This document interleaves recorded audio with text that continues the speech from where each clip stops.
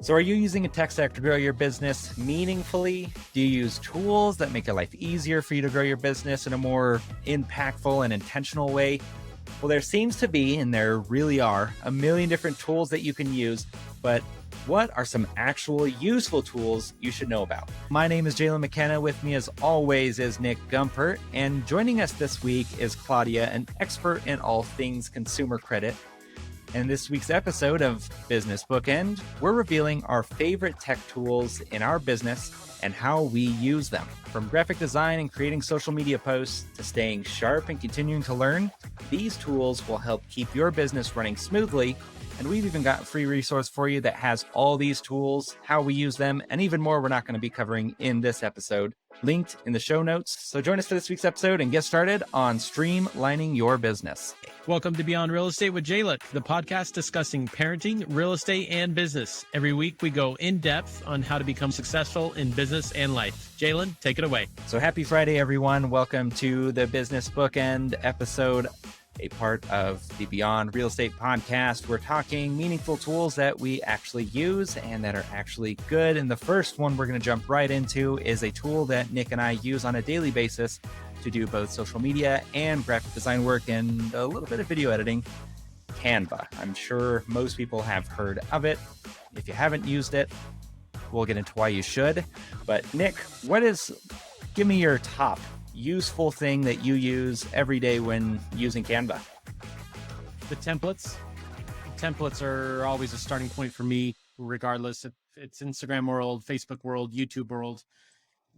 And the purpose for that, for those that are just like templates, why would I ever use a template? It just gives you that blueprint to be able to just, I know I'm creating a YouTube thumbnail.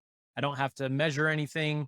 It's just there, right? And it's always going to be there for me. It's that consistent piece that we don't have to think about. So once you know the difference of that a Facebook post is different dimensions than a Instagram post and so on and so forth, then it makes it very easy to facilitate the information you want to share and how you want to present it and share it. Because I think for anybody who doesn't use it regularly or who's brand new in it, you get very frustrated very quick when you are trying to design something. And that design you had just perfect for the Instagram story post, then just goes all the crap on your YouTube thumbnail, right? And you have to resize and reformat and do the colors all over or whatever the case. So, templates are my starting point. Templates. And also, if you know what you're wanting to do, their search engine is ridiculous. You can say, I want a motivational post for Instagram. They'll give you a million templates that are along those lines. You can go in just to get some of the house cleaning out of the way. It is $13 a month. So that is should not be a reason why you don't use it.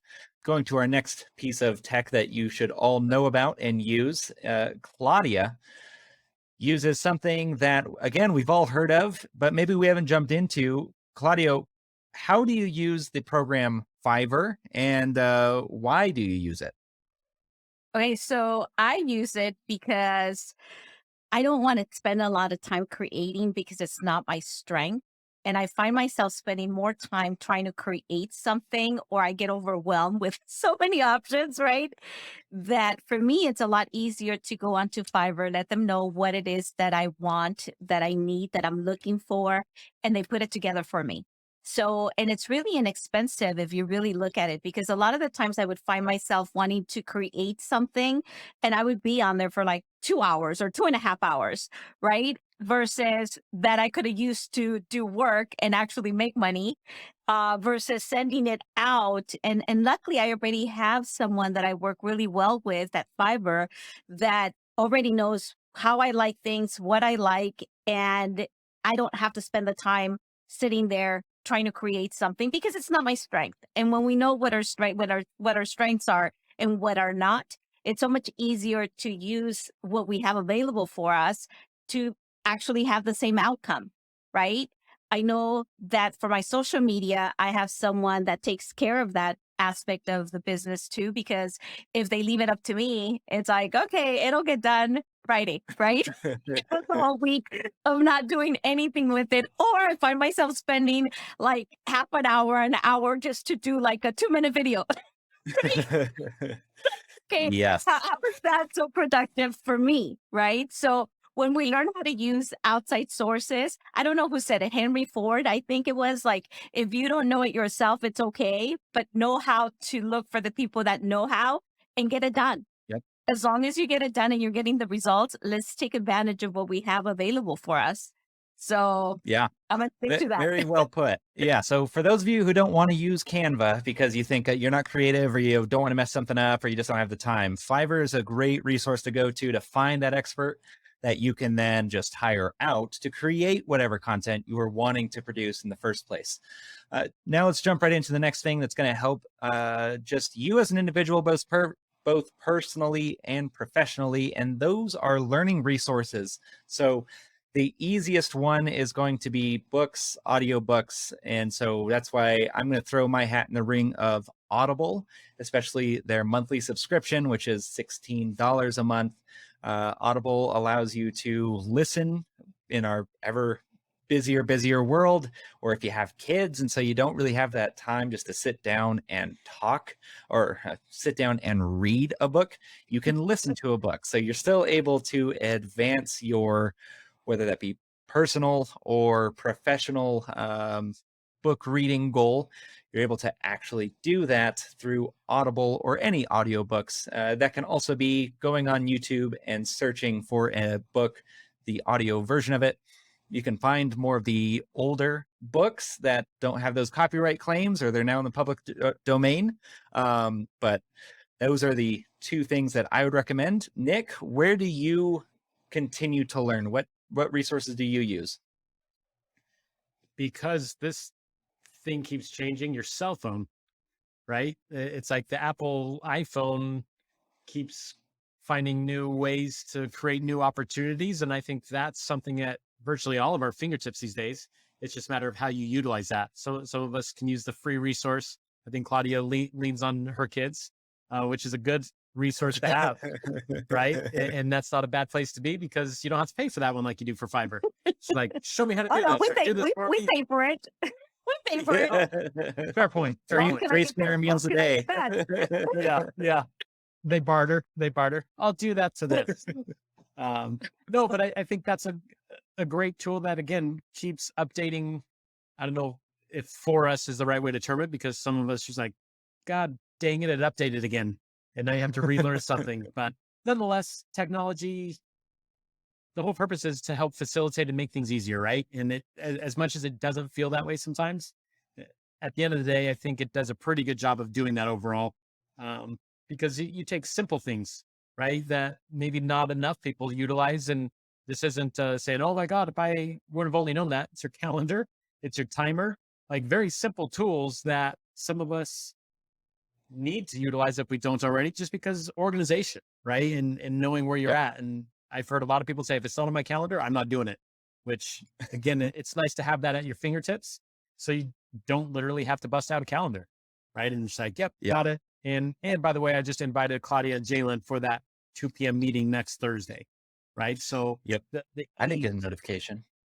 The ease at which it creates things, I think, is phenomenal as well. It's such a great asset that, again, virtually everybody has it now. So, yep. How about you? And now, well, for anyone that knows me, the layers of technology with me run very deep. I am the systems integration specialist here at the mortgage company that I work with. So not just being a loan officer and having those capabilities, but also system integration. So I can talk for literally days about technology and the different ones that I use. So I'll keep this as a little teaser. If any of you guys actually want to find out some of the other tools that I use, whether that's to schedule posts, edit this podcast, go check out that free resource down below, or reach out to us by commenting or reaching out to either Nick or I using our emails below. But I did want to, talking tech without seeing the examples and just listening, I wanted to go to the final piece though, make sure that we cover CRMs are huge in business. If you are wanting to grow your business, the biggest piece of tech that you can have that will actually help it grow is a CRM, or customer relationship manager. So this is something where you can set up tasks.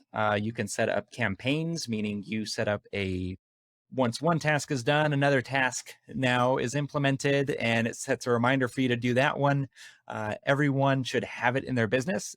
Every industry has a different variation of it or uses a different company for it. Salesforce, Pipedrive, Keller Williams has their own weird one that probably is based off of one of those. So these are the things that you definitely need to have implemented. There are the super smart ones that we'll briefly talk about. And then there's the dumb ones, which I'll also briefly talk about. But before that, I want to ask both Nick and Claudia, do both of you use CRMs? And if so, what is the biggest feature in your CRM that you find yourself using on a daily basis that helps actively grow your business? So I have one that's specifically designed for my industry, which is credit repair. And it allows me to stay in touch with new referrals with current clients. It allows them to log into my system and view their status of where they're at. It allows my agents to be able to look at all the clients that they refer to me. So they've done a very good job in putting the CRM together for our industry. So as far as growing that side of the business, I don't have an outside CRM that I use because the one that I have allows me to be able to utilize all those tools to stay in contact, to know how many days have gone by, whether it's a brand new client or an existing client, to let me know and let them know exactly where they're at in their process. So for me, they've done a great job. So I really haven't looked into outside CRMs to help me increase my business. But if I was to go into another business, I guess I'd have to be looking at something. So I know what to reach out to now. Deal. And I'll, I mean, some people laugh at this one, but this is where I'm at right now. I haven't chosen to invest in a CRM yet. I know I will, but I've chosen to literally just use Google Excel at this point in time because it's just my trackable platform that I keep track of. When did I talk to this person last? Keep notes about what that conversation entailed, who I followed up with, who I sent what to. So I just use that literally on a daily basis, and I'll update it literally on a daily basis based on how conversations go. So that's my cheat and what happened in the CRM world. But again, I know that's not a forever thing, but that's a right now thing. It works for me. And I found consistency using it. And all I'll add on to the CRM world is, Jalen, you kind of alluded to this. There's so many that can do so many things. And I think it's an investment that is, as you alluded to, it's very much needed for the opportunities that it creates. I think, unfortunately, there's so many options out there that can do so many things. It's like, unless you use them all, what's the point? Like, as cool as it looks in person sometimes or online with the demo, you're like, that's sick. But it's like Canva. Yeah. It's like, if you don't care to create, what does it matter if it can do 50 different things? You're only going to use 2 of them. So do you guys want to laugh? Because I'm still old school. I have the CRM that I use, but yet I still have my paper calendar and I have to have it in writing if I'm going to really remember. Right? There you go. And at the end of the day, I think the right answer is which one works for you. That's right. Right. With their tablet and writing everything out. And I'm like, oh my God, by the time I go to that, it's time for my meeting. So I'm still old school, pen and paper. and we've now touched on very briefly. Again, I said I was going to go into the smart ones and the dumb ones. Yeah, the smart ones can automate as much as you want. They can automate sending text messages, sending voicemails to people's phones without ringing the phone. You can set up campaigns that last for a year where you never actually make the phone call or text message yourself, but it's already doing it. But also, to Nick's point, you don't have to get super smart to that point where you're now spending weeks on end to get a CRM like that built and make it work to the way that you want to and have it fit your needs. So I think that whether you are starting from zero and are just writing everything on a calendar and saying, hey, I need to follow up with this person on this date, or you have a CRM that reminds you every morning the 5 people you need to call and sends out 20 text messages to all the follow-up prospects. Whichever way you're comfortable with doing, you just need to make sure you have something to do it, because it's all about the big CRM there is what it stands for, customer relationship manager. As long as you're keeping that relationship with your clients, you're doing a CRM already. So those are our favorite tech tools that we use in our business. We hope you found this episode helpful and that you'll check out that free resource we have linked down in the show notes with all these other amazing tech tools that I use and that we use that we didn't get to cover today. If you have any questions or suggestions for future episodes, feel free to reach out to us on social media or send us an email. Thanks for tuning in on this week's Business Bookend, a part of the Beyond Real Estate podcast. Give us a 5-star rating if we earned it. Follow the podcast wherever you are listening. And that's it for this week. We will see you on Monday for #DadLife. We look forward to seeing you there. Have a wonderful weekend. Want to see, hear, or listen to more of Nick's take on California real estate market? Check out my links below. Also, check out the links below for more information on products, books, or references made in this podcast. And please don't forget to subscribe, like, and share.